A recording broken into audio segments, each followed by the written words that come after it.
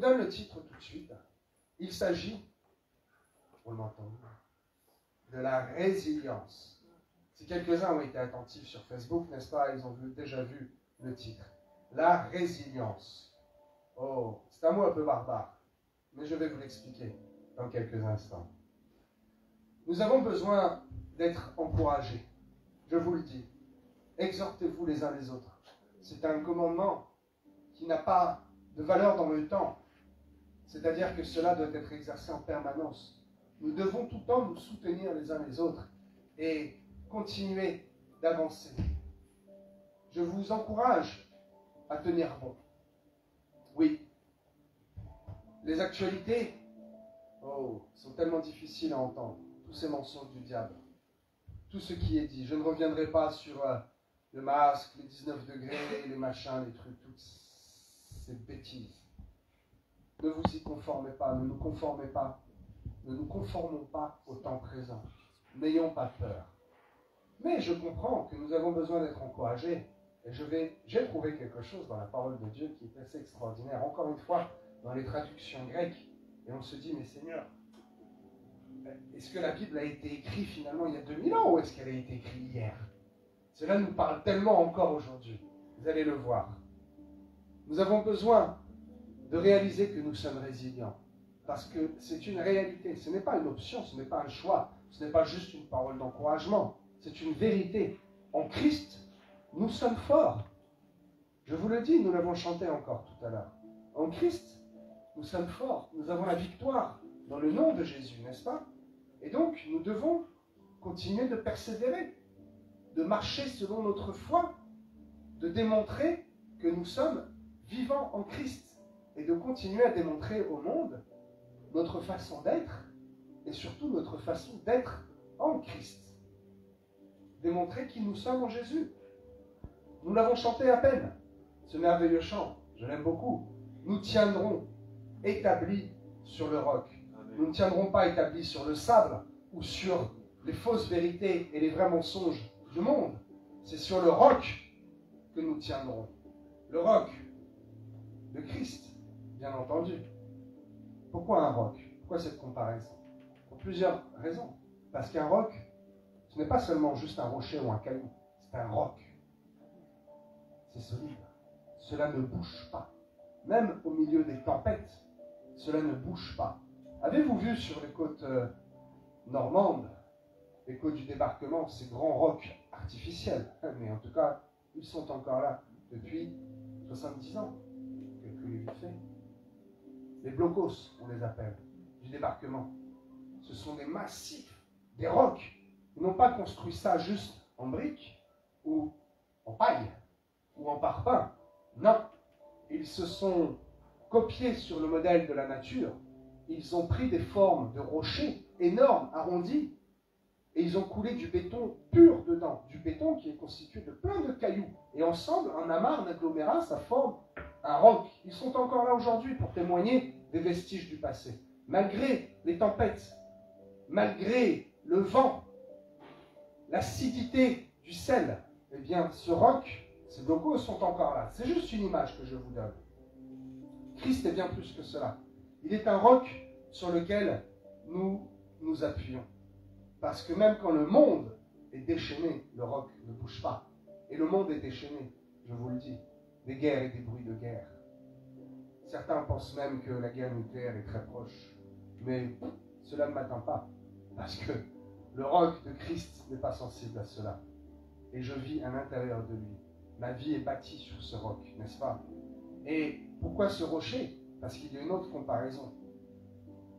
Encore une fois, la parole de Dieu défie toute loi physique. N'est-ce pas, Romaric? De ce rocher, Christ nous a démontré qu'il était capable de sortir de l'eau. L'eau de la parole. Souvenez-vous, à Horeb, Exode 17, Moïse, dans le désert, qui vient et tac, il tape le rocher. Et de ce roc sort de l'eau. Physiquement, de l'eau. Mais c'est l'eau de la parole également. Voilà qui est Christ. Il est un rocher qui est capable de nous abreuver. Oh, cela défie toute intelligence humaine et toute logique de la physique et des scientifiques. Et pourtant, C'est comme ça que Christ fonctionne, n'est-ce pas? Et nous sommes, nous, ses enfants, établis sur ce même roc. Bien. J'ai sorti un mot tout à l'heure un peu barbare. Résilience. Oh, très bien, il n'est pas si barbare que ça, visiblement. Résilience. Je vais vous donner la définition de ce mot résilience. Parce que c'est ce que je veux vous communiquer ce matin. Au travers de cette définition, vous allez voir que cela nous définit nous-mêmes. Et c'est la parole qui confirme cela.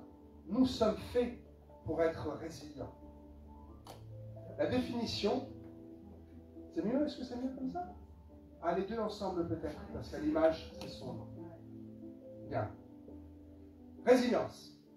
Capacité d'un corps déformé à retrouver sa taille et sa forme après une déformation causée principalement par une contrainte de compression.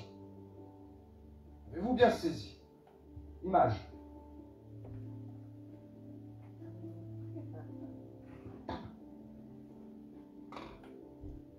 Capacité d'un corps déformé à retrouver sa taille et sa forme après une déformation causée principalement par une contrainte de compression.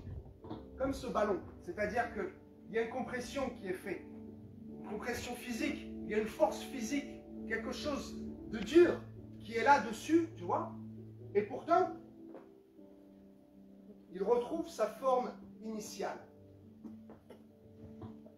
Je joins l'image au mot pour que vous compreniez bien, que je détaille bien l'importance de ce que je vais vous dire ensuite.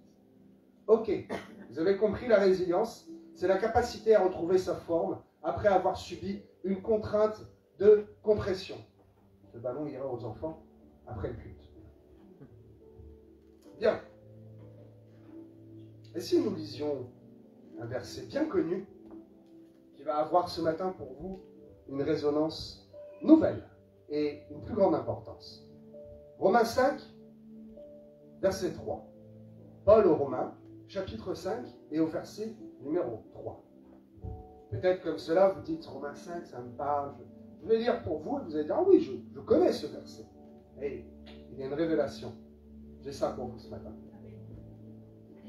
Nous nous glorifions même des afflictions, sachant que, suivez bien, l'affliction produit la persévérance, la victoire dans l'épreuve, cette victoire, l'espérance.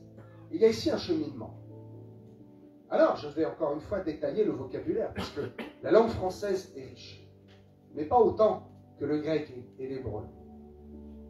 La persévérance, l'affliction produit la persévérance. Upomone, j'avais déjà parlé de cela, upomoné plutôt. Constance, plutôt endurance. Persévérance, c'est la constance et l'endurance. Bien, l'affliction produit donc la constance et l'endurance. Tiens donc, je commence à mieux comprendre. L'espérance, puisque cette persévérance produit la victoire dans l'épreuve, et cette même victoire, l'espérance. Il s'agit du mot elpis, qui signifie plus que l'espérance. L'espoir est pour le monde, mais l'espérance est pour les enfants de Dieu. Souvenez-vous de ce que j'avais prêché là-dessus. Eh bien, espérance, elpis, c'est en fait l'attente dans la confiance du salut éternel. Ce n'est pas une simple attente où, ok, j'espère quelque chose. Non, non, non. Espérer dans le monde ne vous garantit pas que vous aurez ce que vous espérez. Mais elpis, l'espérance en Christ, c'est une attente dans l'espoir en Christ, c'est-à-dire dans la vue certaine d'un salut éternel. Et je reviens maintenant en arrière avec le premier mot que j'ai sauté exprès. Est-ce que vous me suivez? Je n'ai perdu personne. L'affliction. Nous nous glorifions même dans des afflictions, je vais vous expliquer, sachant que l'affliction produit la persévérance, la constance, la persévérance, la victoire dans l'épreuve, et cette victoire, l'espérance, donc la confiance en notre salut éternel. Alors, ce premier mot-clé, qui est très important, l'affliction. Qu'est-ce que l'affliction?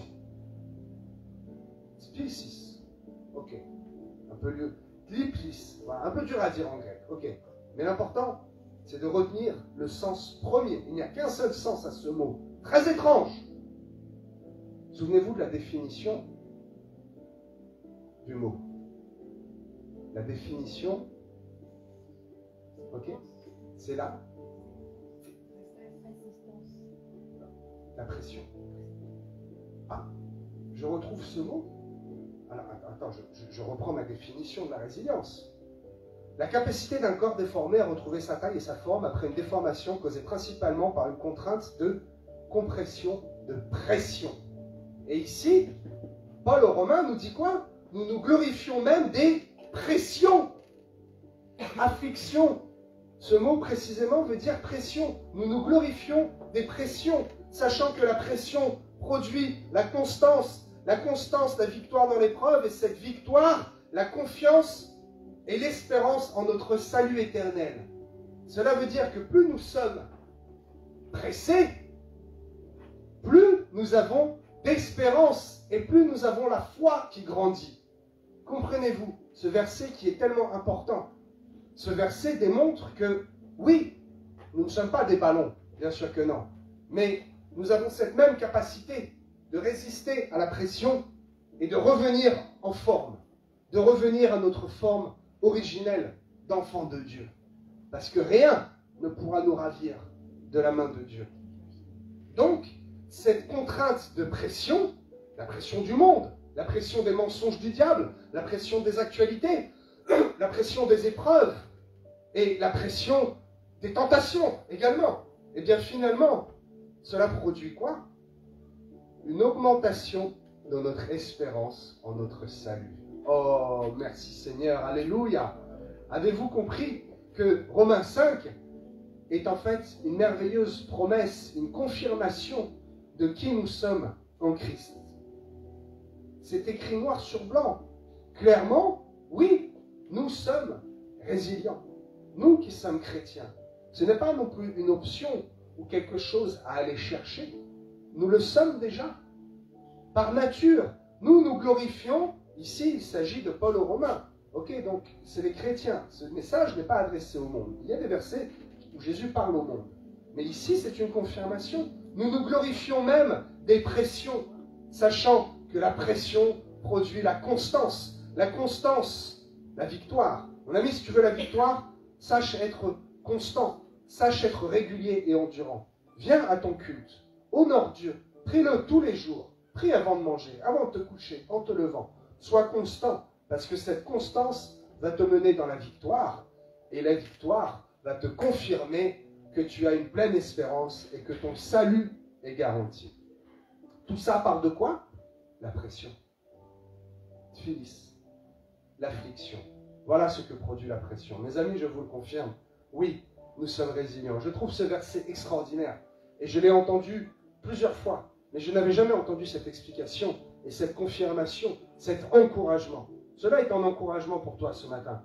Si tu es un peu faible, si tu crois que tu es un peu faible et que tu es un peu boiteux, tu es un chrétien de bas étage et que finalement, dans le nom de Jésus, c'est les autres qui ont une puissance. Je te le dis, toi aussi, parce que c'est la vérité.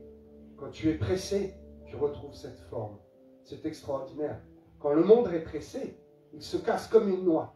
Quand le monde est pressé, il reste déformé, il reste traumatisé et marqué. Il reste dans un état, les psychologues disent, de dépression. Au nom de Jésus, il n'y a aucune dépression pour les enfants de Dieu. Alléluia. Alors, ok, ce n'est que le début du message. Parce que ça, c'est le tremplin. C'est la pierre angulaire qui va nous permettre d'aller plus loin. Il faut toujours avoir des exemples concrets et rentrer dans des exemples concrets pour votre vie. Parce que je ne suis pas professeur de philosophie ou professeur de grec ou d'hébreu. Je ne suis pas un beau parleur et je ne suis pas non plus un dictionnaire pour vous expliquer tout cela. Entrons maintenant réellement dans les exemples bibliques. Voulez-vous bien? Donc, nous allons prendre quelques personnages connus de la parole de Dieu qui nous démontrent que eux-mêmes sont résilients. Ils ne le savaient pas à l'époque. Josué ne savait pas qu'un jour, un homme appelé Saul de Tarse allait tomber de son cheval, rester 3 jours aveugle et confesser le nom de Jésus, et puis ensuite aller se mettre à écrire des lettres et à encourager d'autres églises. Il ne savait pas, Romains 5,3, que lorsque nous nous glorifions des afflictions, l'affliction, la persévérance, il ne savait pas cela. Et pourtant, il manifestait déjà cet aspect de la résilience. De qui s'agit-il? J'ai pris déjà exprès quelques personnages très éloignés. Je pense à Josué. Est-ce que vous vous souvenez de cette prédication, la tunique de Josué, que j'avais prêchée? Tu sais, il a eu plusieurs tuniques, en fait, il a eu 4 tenues qui ont manifesté 4 aspects de la vie de Dieu chez un chrétien. Bien. Mais Joseph, alors Joseph, ok, fils de Jacob, il n'y a pas de confusion. Joseph, le fils de Jacob. Tu sais, celui qui avait des frères, celui qui faisait des songes, et il aurait peut-être dû garder un peu pour lui. Et il était content d'avoir des songes et d'avoir une relation avec Dieu. Parce qu'il pensait peut-être que tout le monde avait cette même relation avec Dieu. Mais ses frères, très jaloux, n'étaient pas contents de cela. Et ont vu un danger. Et ont même pris cet homme pour aller le tuer. Ils n'ont pas eu le courage. Alors, vous connaissez l'histoire, ils l'ont enfermé dans une citerne. Et puis, ils l'ont sorti, ils l'ont vendu à une caravane, etc., etc. Joseph a manifesté de la résilience. Parce que quand il était au fond de ce puits, de cette citerne, je vois très bien ce que c'est qu'une citerne. Déjà, il a dû se casser une cheville ou une jambe. Au moins, il s'est fait un bleu. Le Joseph, il s'est fait mal. Il n'a pas pleurniché. Il n'a pas dit « Ah, je vais mourir » ou « C'est terminé ». Là, à ce moment où il est tombé, là, il a été déformé. Tu comprends? Là, il a subi une contrainte de pélis, de compression. Mais pourtant, il a été capable de retrouver sa forme. Et même, j'aurais même dû mettre de l'hélium dans le ballon pour vous démontrer que lorsque nous retrouvons la forme, nous retrouvons une forme même supérieure.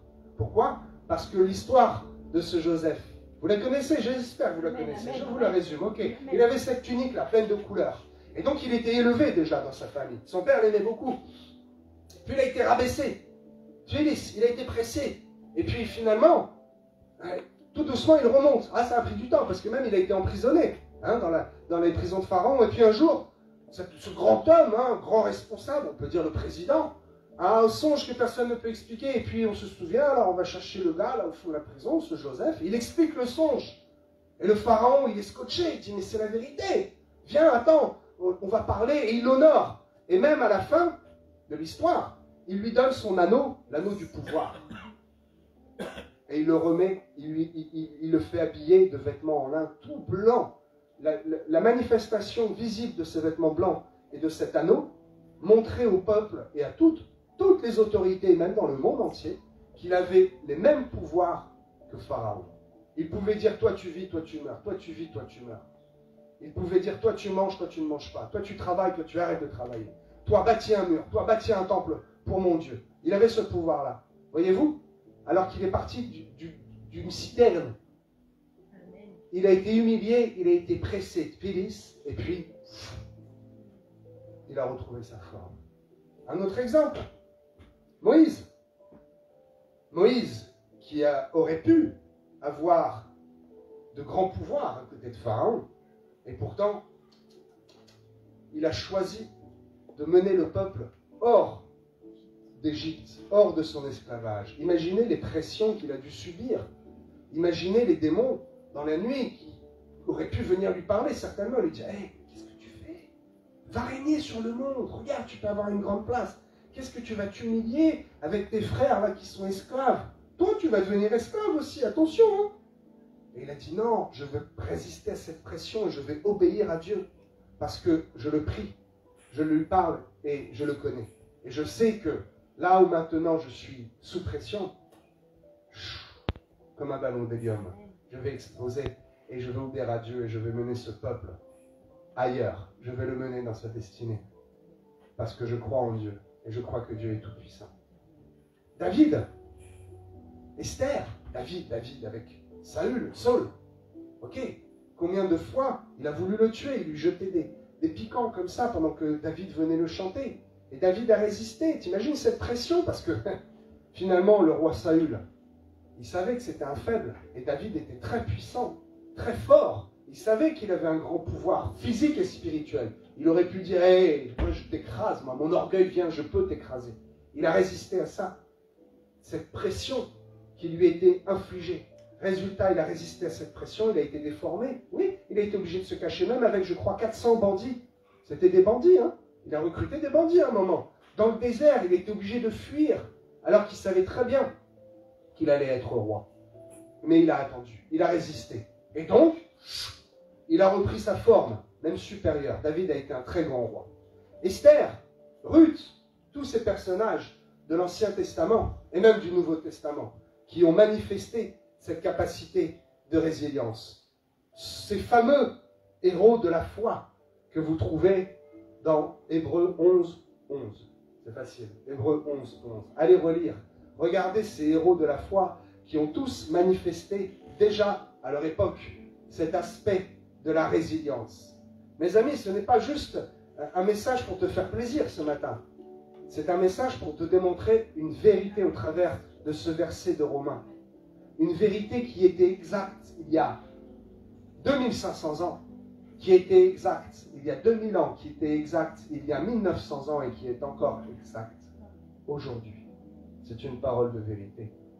Si tu avais besoin d'encouragement ce matin, c'est un double encouragement. C'est une double vérité, je te le dis. Nous sommes résilients. Allez, une petite punchline. Un mot là, tu sais que j'aime bien. Persévérer, c'est démontrer au monde. Persévérer, c'est démontrer la réalité de notre foi. C'est démontrer dans le monde physique que oui, nous tenons, nous allons aller jusqu'au bout de la course parce que nous sommes établis sur un roc et parce que nous sommes résilients. Alors donc, je persévère et je continue. Là où on me dit tu vas tomber, tu vas chuter, je continue. Là où quelques-uns pourraient dire, oh pasteur, tu sais, regarde, cela fait combien d'années que tu travailles, cela va faire 5 ans que tu travailles pour le ministère. Oh, il y avait des belles promesses, des super prophéties qui vont s'accomplir, je le crois. Mais d'autres auraient abandonné en disant, regarde ce que tu as donné, 1 an de travail physique, tu as laissé ta famille, ta vie personnelle et ta santé de côté pour bâtir quoi? Et regarde aujourd'hui, nous sommes une vingtaine, une trentaine, Amen. Alors que nous aurions dû être 100. Oh, va pasteur, repose-toi un peu, va, sois déformé, regarde, je te mets la pression là. Hein? Peut-être tu vas éclater et puis finalement, tu ne vas rien faire et oh, j'aurais gagné. Satan, tu ne gagneras pas. Je suis résilient et je manifeste la résilience. Et c'est par cette résilience que, ensemble, mes amis, nous allons remplir cette salle, nous allons en ouvrir d'autres et nous allons être les témoins de ce que cette ville sera sauvée. À 90%. Alors, comment manifester cet aspect de la foi? C'est bien beau de le dire et de le démontrer. C'est bien beau de montrer que d'autres l'ont fait. Mais comment moi je vais le faire, pasteur? Je veux bien, d'accord, j'ai compris le truc là. Mais comment le faire? Concrètement, comment le faire? C'est facile de prêcher cela et de dire Amen, soyez bénis, Alléluia, à la fin du culte et de vous laisser comme cela. Nous allons décomposer le verset. Mais pas tout de suite. Je vais d'abord vous dire quelque chose de personnel. Comment le manifester? Moi, personnellement, comment je le manifeste? Certains me disent, oh, repose-toi. Un peu, mais juste un peu. Et beaucoup savent que je ne le fais même pas, parce que je ne m'arrête pas. C'est ça la course du chrétien. C'est de ne jamais s'arrêter. Un athlète ne s'arrête jamais. Je l'ai déjà dit. Il ralentit, alors il court, tu sais, puis... Alors il ralentit. Tu peux ralentir. Parce que, en fait, on dit reculer pour mieux sauter. Tu ralentis pour prendre un second souffle et réattaquer après. Mais si tu t'arrêtes, c'est foutu. Oui, Michel, ce n'est pas vulgaire, c'est foutu. Parce que tu ne peux pas rester immobile.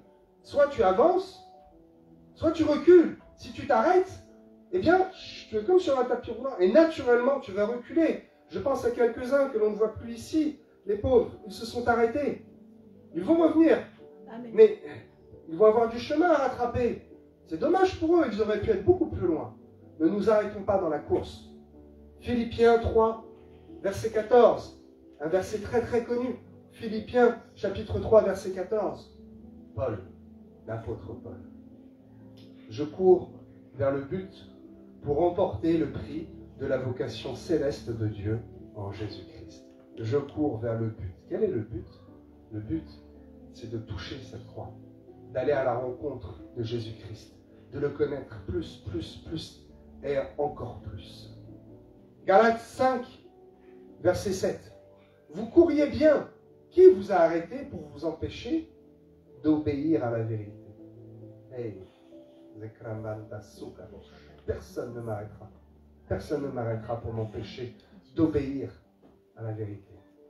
Acte 2, verset 42, verset clé.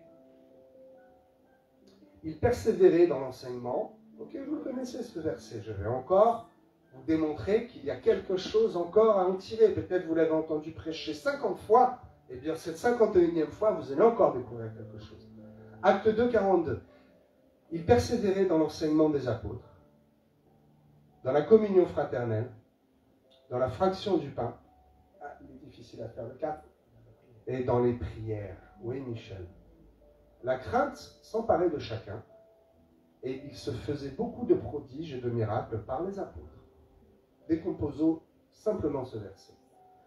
Dans la persévérance et la crainte de Dieu, résulte quoi à la fin? Beaucoup de miracles et des prodiges. Waouh! Par la persévérance et par la crainte, résulte quoi? Des miracles et des prodiges. La persévérance, la résilience, la crainte, c'est une sainte crainte. Ce n'est pas la peur, les amis. Non. Une punchline? La peur vient de la menace. La crainte vient du respect et de l'amour. Je n'ai pas peur de mon père, mais je le crains. Je ne veux pas que ma fille ait peur de moi, mais je veux qu'elle craigne de me décevoir, de me faire de la peine, de me faire du souci et de me donner du travail supplémentaire. Voyez-vous la différence entre la peur et la crainte? Une sainte crainte. Donc, la persévérance et la sainte crainte de Dieu donnent quoi? Des prodiges et des miracles. Mes amis, ne voulez-vous pas voir des prodiges et des miracles? Ne veux-tu pas te balader dans la rue et être saisi d'une sainte crainte de Dieu qui te dit « Hey, pourquoi tu ne vas pas prier pour le gars là, quelqu'un qui boite? Tu sais bien que le gars il est sincère là, ce n'est pas un cinéma. » Frère, viens, pourquoi tu m'appelles frère? Parce que c'est prophétique. Tu vas être mon frère en Christ. Est-ce que tu veux que je prie? Je ne sais pas, moi je le sais. Laisse-moi ouvrir une porte. Prie. Au nom de Jésus, sois guéri. Merci Père parce que tu envoies des anges maintenant autour. Le gars, je sens un truc, je sens. Le Saint-Esprit agit en toi. Au nom de Jésus, sois guéri. Le gars, il fait ça, il dit, mais qu'est-ce que c'est ce truc? C'est des prodiges et des miracles. Pourquoi? Parce que j'ai persévéré dans une sainte crainte de Dieu. Alléluia. La persévérance est un outil qui nous aide à démontrer notre nature christique, notre nature de résilient.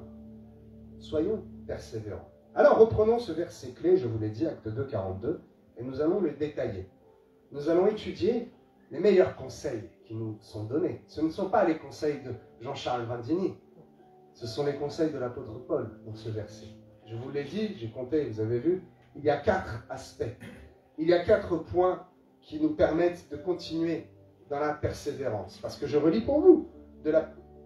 Il persévérait dans l'enseignement, là. Il persévérait. Donc, nous allons voir ces 4 exemples de persévérance. Ces 4 applications dans la vie de tous les jours de la persévérance. Ok. Est-ce que tout le monde suit? Je ne suis pas trop long? Tout va bien? Tout est ok? C'est vraiment important ce que je vous prêche ce matin, je vous le dis, c'est vraiment important. Je souhaite un jour recopier ce message devant 1000 personnes. Parce que le monde a besoin d'entendre ça, mais encore plus les chrétiens. Nous avons besoin d'entendre la vérité de la parole et d'ouvrir nos yeux spirituels pour que lorsque nous lisons la Bible, nous aussi, nous comprenions cela. Que vous n'ayez pas besoin d'un berger qui vous le prêche parce que déjà vous l'avez compris. Amen. Persévérer dans l'enseignement. Qu'est-ce que l'enseignement? Persévérer dans l'enseignement. Qu'est-ce que cela veut dire? Cela veut dire qu'il faut sans cesse lire la parole de Dieu. Comprendre dans les différents niveaux spirituels ce qu'elle contient. Je vous le dis, il y a plusieurs niveaux spirituels dans les versets. Nous en touchons ici un différent dans ce verset d'Actes. Nous arrivons à un niveau spirituel plus élevé. Je vais vous le démontrer tout à l'heure. Nous devons nous laisser enseigner, mes amis. Même les pasteurs, je vous le dis, même les pasteurs continuent d'être enseignés par le Saint-Esprit d'abord, et puis par d'autres pères spirituels, par d'autres pasteurs plus grands, par d'autres apôtres. Allez dans les réunions du pasteur Chris, vous allez voir les 30 premiers rangs, 30 rangs, sur chaque rang, il y a 90 places. Hein. Faites le calcul. Les 30 premiers rangs, ce ne sont que des pasteurs. Vous dites, ben, un pasteur qui vient écouter un autre pasteur. Pourquoi? Parce qu'il persévère dans l'enseignement. Même les pasteurs le font. Alors, à combien plus forte raison, les anciens, les diacres et les chrétiens doivent également persévérer dans l'enseignement. Vous devez rechercher une bonne nourriture de l'esprit. Parce que, mes amis, je vous le dis, vous le savez déjà, c'est notre esprit qui commande notre corps, et non pas l'inverse. Donc, si votre esprit a une mauvaise nourriture, comment voulez-vous que le corps fonctionne correctement? Il vous faut d'abord une bonne nourriture de l'esprit. Il faut que vous persévériez dans l'enseignement. 2 Pierre, chapitre 3, verset 18. Mais croissez dans la connaissance de notre Seigneur et Sauveur Jésus-Christ. Croissez dans la connaissance. Connaissance, gnosis. La connaissance, non pas dans la connaissance par cœur, mais la connaissance dans la compréhension et dans l'intelligence.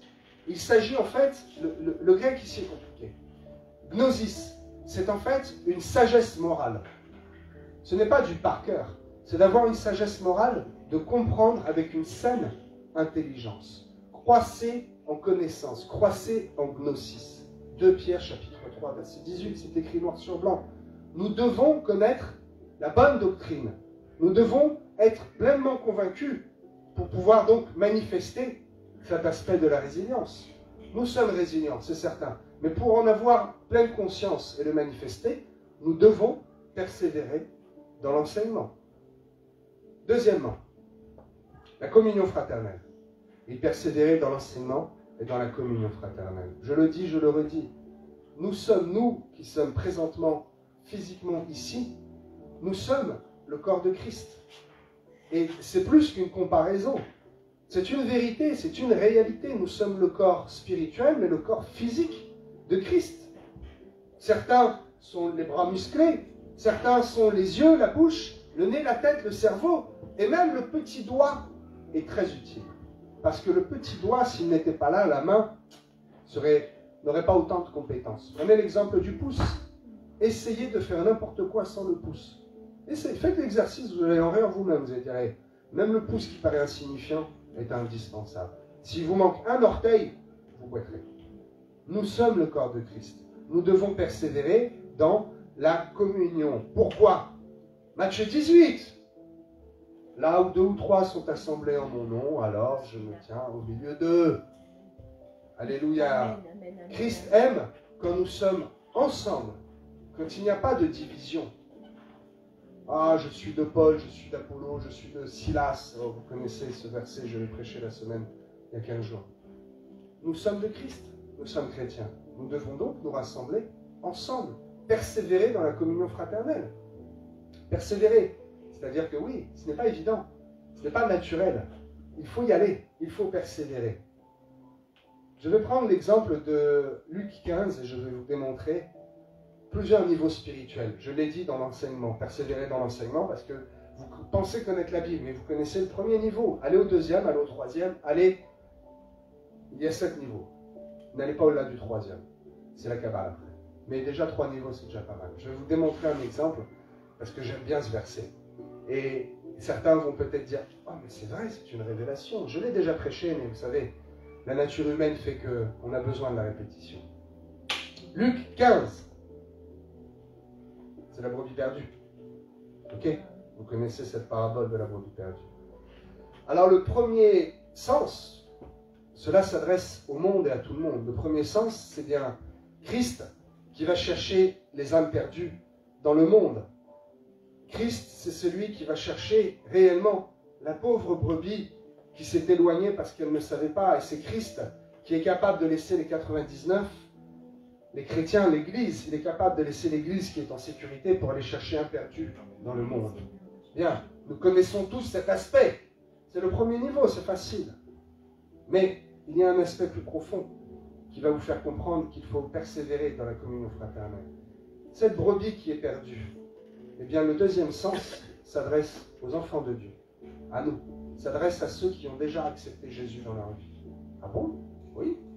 Parce que, vois-tu, cette brebis qui s'éloigne de la bergerie, elle n'a plus de nourriture, elle n'a plus de communion fraternelle avec les autres brebis, et elle n'a plus de berger pour veiller sur elle.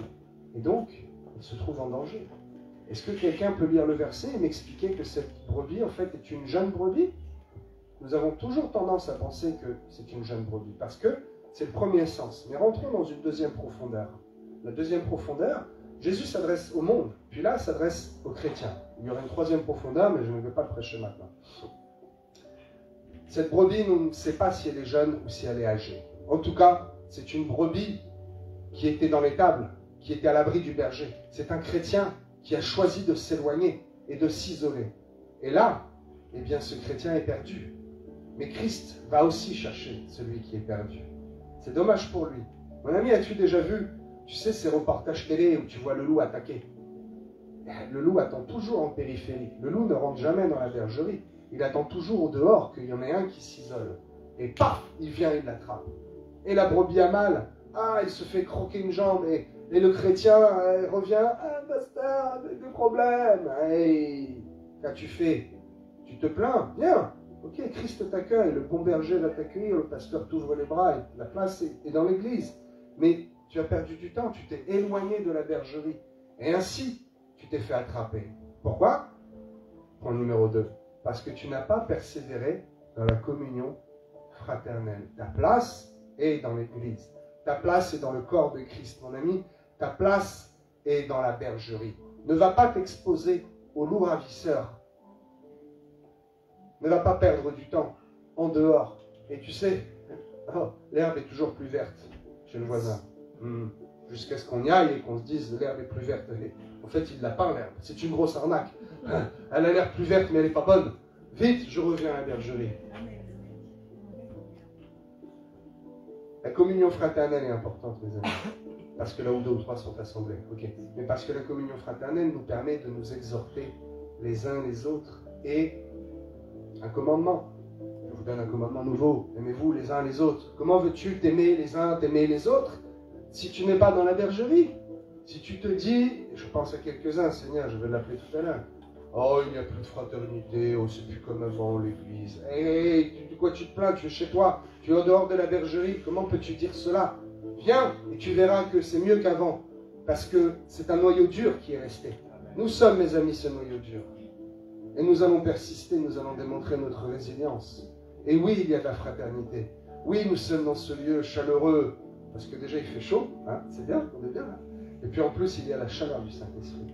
La chaleur et l'amour réel que nous avons les uns pour les autres. Je vous le dis tous ici, je vous aime beaucoup, la saine amour. C'est cela, manifester la persévérance dans l'union et dans la fraternité. Persévérer dans la fraternité. Comment voulez-vous exhorter quelqu'un qui n'est pas là? Comment voulez-vous que les 5 ministères de la parole puissent exercer si les chrétiens sont tous hors de la bergerie, s'ils sont tous leurs propres justes? Alors pourquoi Éphésiens 4? Pourquoi est-ce que Dieu aurait donné 5 ministères s'ils ne servent à rien? Ils sont là pour servir. Vous servir d'abord Dieu, mais servir dans votre vie chrétienne pour que vous puissiez aller plus loin avec lui. Que vous puissiez avoir, au moment où tu as ce second souffle, tu t'apprêtes à t'arrêter et tu ralentis, une bouteille d'oxygène et quelqu'un qui vient et qui te pousse comme cela. Tu sais, j'ai fait des milliers, je peux le dire, de kilomètres en marche forcée quand j'étais à l'armée. Et juste, oh, c'est un effet psychologique. Mais quand tu es là, fatigué, et tu ne peux pas ralentir, parce que on marche, on appelle ça en colonne par un, et que juste celui de derrière, au lieu de te pousser et de dire hey, avant, allez, juste, il dit tu vas y arriver, et juste, il pose, je te le garantis, c'est incroyable. Juste le fait de poser la main dans le sac à dos, tu as l'impression qu'il y a un moteur. Et tu dis oh, ça va. Et tu t'aperçois qu'en fait, quand toi tu es en forme et que c'est celui devant qui n'est pas en forme et que tu fais ça, le gars, tu te dis mais je le pousse pas en fait. Mais juste le fait de lui mettre la main comme ça, le gars il est boosté. Encouragez-vous les uns les autres. Comment veux-tu le faire s'il n'y a personne devant et s'il n'y a personne derrière? Nous devons persévérer, mes amis. Troisième aspect, la fraction du pain. Il persévérait dans la fraction du pain. Le partage de la Sainte Seine, c'est quoi? C'est tout simplement renouveler l'alliance que Christ a faite pour nous à la croix. Il est très important de faire cet acte. Vous pouvez le faire chez vous. Mais quand nous le faisons ensemble, que nous persévérons ensemble dans la fraction du pain, il y a une puissance supplémentaire. Il y a quelque chose qui est différent. Je vous le dis, en effet, toutes les fois que vous mangez de ce pain et que vous buvez cette coupe, vous annoncez la mort du Seigneur Jésus-Christ jusqu'à ce qu'il vienne. Nous faisons un acte prophétique lorsque nous persévérons dans la fraction du pain. C'est un acte très important, je vous le dis, parce que par rapport au monde, peut-être certains le savent déjà, je crois que je l'ai dit il y a quelque temps, qu'est-ce qui nous manifeste, qu'est-ce qui nous démontre au monde que nous sommes chrétiens? Comment l'État reconnaît que nous sommes chrétiens? Nous ne sommes pas bouddhistes, nous ne sommes pas musulmans, nous ne sommes pas d'autres mouvements bizarres. Bon, comment? Quels sont les actes que le monde voit et qui fait que nous sommes reconnus aux yeux de l'État comme étant chrétiens?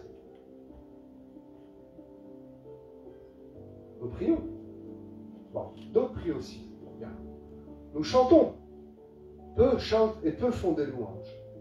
Et le troisième, c'est trois choses ensemble. Nous prenons la Sainte Seine. Nous persévérons dans la fraction du pain. Ces trois choses font que nous démontrons au monde notre identité de chrétiens. N'est-ce pas merveilleux? Voilà comment le monde nous voit. Il nous voit comme étant des gens qui prient, qui chantent et qui persévérons dans la fraction du pain.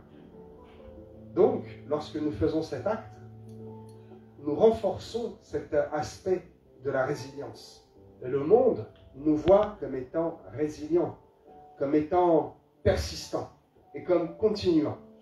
Parce que c'est ce qu'il est écrit, persévérer. Persévérer également dans le quatrième point. Et vous le voyez, tu sais, comme dans Éphésiens 6, Dieu est un Dieu intelligent et malin. Il faut voir encore plus loin. Il y a un ordre dans les choses. Regardez Éphésiens 6, les armes de l'esprit. Elles sont de plus en plus importantes. La dernière arme physique, c'est la Bible, l'épée à double tranchant. Et la septième, c'est la prière. Ici, le quatrième conseil de persévérance, c'est quoi? C'est la prière. Parce que la prière, tu sais, c'est un peu comme le parler en langue finalement. Le rôle de la prière, le premier rôle personnel, c'est de renforcer notre foi et notre conviction personnelle, que nous ne nous adressons pas ni à un mur, ni à un plafond, ni à l'air. Nous parlons réellement à Dieu. Et nous nous en sommes convaincus. Et plus nous lui parlons, plus nous prions, plus nous avons cette conviction et cette connaissance que Christ vit en nous et qu'il est là. Et que même parfois, il nous surprend parce qu'il nous répond. Oh, nous ne prions pas les murs et nous ne prions pas l'air, je vous le dis. La prière est un échange avec Dieu. La prière est une conversation, réellement une conversation avec Dieu. C'est un moment de communion personnelle avec notre Créateur. C'est pour cela qu'il est important de persévérer dans la prière. Matthieu 6, encore facile. Mais quand tu entres dans ta chambre, ferme ta porte et prie ton Père qui est là, dans le lieu secret. Il est là, mon ami. Et ton Père, qui voit dans le secret, te le rendra. Ça, c'est une promesse. La prière nous apporte l'assurance de la victoire. C'est garanti. La victoire est déjà acquise. Même s'il faut quand même aller au combat. Vous vous souvenez de l'histoire de Gédéon? Je vais terminer avec cette histoire dans un instant. Gédéon, il a persévéré. Gédéon n'était pas un homme de guerre. Dieu est venu le chercher. Et Gédéon a été encore une fois contre toute logique humaine. Il a levé une armée de 32 000 hommes. Et puis il a été au combat contre 132 000. Et puis, oh, je pense à cette expression, il l'a diminué comme peau de chagrin. Tu sais, eh bien, il y a eu un tri qui a été fait et ils se sont retrouvés à 300. On fait un ratio 1 contre 440. Il fallait être complètement fou. Non, il n'a pas vu la folie, il a vu qu'il fallait persister. Et donc, il a été, et il a fait quelque chose d'insensé. Il a demandé à ses soldats d'arriver avec une cruche, avec une torche cachée dans la cruche et un chauffard. Et c'est comme ça que... Alors, on aurait pu dire, mais frère, c'est comme ça qu'on va aller se battre. Toi, tu vas te battre avec une cruche et une torche. Ça va pas ou quoi? On va être 1 contre 440. Tu imagines, 440. Comment on va faire? Pas un seul n'a bronché. Pourquoi? Deuxième niveau de compréhension que j'ai là. Pourquoi? Parce que cela était déjà choisi de Dieu. Dieu avait déjà préparé ses enfants et il avait pris ceux qui étaient capables de lui obéir. Pourquoi? Parce qu'il a pris ceux qui le priaient, qui persévéraient déjà dans la communion fraternelle et dans la prière. Il connaissait leur cœur et donc il a pu en faire quelque chose. Et donc, ces 300 arrivent, ils brisent des cruches, la lumière jaillit, un bruit énorme et ils sonnent du chauffard. J'ai déjà prêché dessus, vous connaissez. Bref, ils n'ont même pas besoin d'aller au combat parce que c'était déjà gagné. Mais ils ont quand même été, ils ont obéi à Dieu. Ils ont fait ce que Dieu avait demandé. Pas un seul, trouvez-moi dans la Bible où c'est écrit qu'un seul des 300 a tiré l'épée. D'autres ont tiré l'épée pour poursuivre ceux qui fuyaient. Mais aucun des 300 n'a tiré l'épée. C'était déjà fait. C'était déjà gagné. Pourquoi? Parce qu'ils persévéraient dans la prière. Amen. Alléluia. Ok. J'ai d'autres feuilles, j'ai d'autres choses. Mais voilà, j'ai dit, ok, je vais m'arrêter là, comme je l'avais dit. Alors mon ami, vraiment, tu sais, ce peuple a montré sa vraie résilience. Parce qu'il était comme ce ballon, 35 000. Et puis il a été réduit, avec une pression incroyable, à 300. Et grâce à ces 300, ce peuple a retrouvé toute sa forme et tout ce qui lui avait été volé auparavant pour les enfants. Oh! La plus jeune de tous les enfants, Colette. Ils ont retrouvé tout ce qui leur avait été volé. Relisez l'histoire de Gédéon, vous verrez qu'en fait le peuple à un moment en a marre et se révolte parce qu'on lui vole beaucoup de choses. Et donc il a subi cette pression, et à un moment, il a retrouvé sa forme. Le peuple de Dieu a et doit continuer à manifester sa résilience. Alors mon ami, toi qui es ici, toi qui es derrière l'écran, je t'encourage vraiment à demeurer résilient dans ta foi, dans ton comportement de chrétien, dans ta façon d'être, dans ta façon de vivre, dans ta façon de parler. Sois résilient.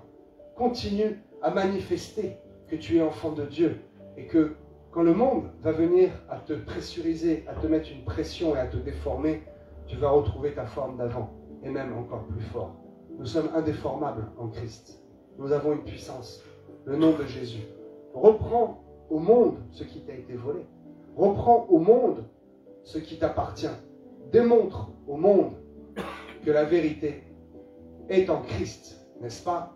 Et j'ai envie de le chanter et de le dire. Je suis fort, fort, oui, plus que vainqueur, dans le nom de Jésus-Christ, mon Sauveur. Oui, Martha, je suis fort, fort, oui, plus que vainqueur. La force